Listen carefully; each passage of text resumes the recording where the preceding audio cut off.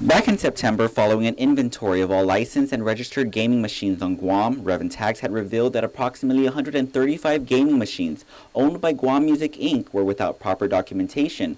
Therefore, they would have to be revoked and seized from operation. But yesterday, basically, we also discovered that there's possibly maybe 35, 36 that may have been registered. So what we're looking at now is that we inform the company that at least 100 has to be put aside. Director John Camacho says while 135 were set to be revoked today, upon a second review of its files, it appears about a quarter of those originally without records have surfaced. In the beginning, but we just found some records, some kind of payment that were made prior to that August 1st, and we're looking into that also. Camacho adds that nearly 3 dozen extra machines would bring the total registered machines to about 300, as 265 are validated with proper documentation.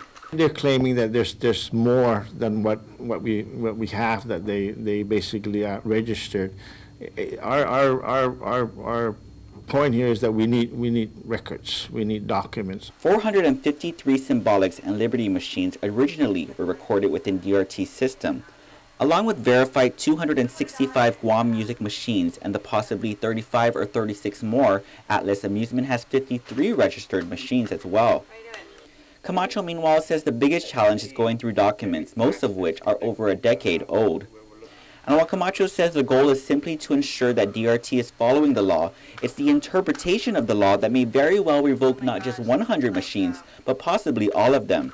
As you recall, the Attorney General's office had filed a lawsuit claiming the machines licensed by DRT are illegal and asked the court to void the regulations. I think by next week, Thursday, a decision should be probably rendered by the judge. Camacho further states if this particular regulation is voided, it calls into questioning what it means for recent Public Law 32-60 that collects taxes and license fees that will go toward the GMH Health Trust Fund.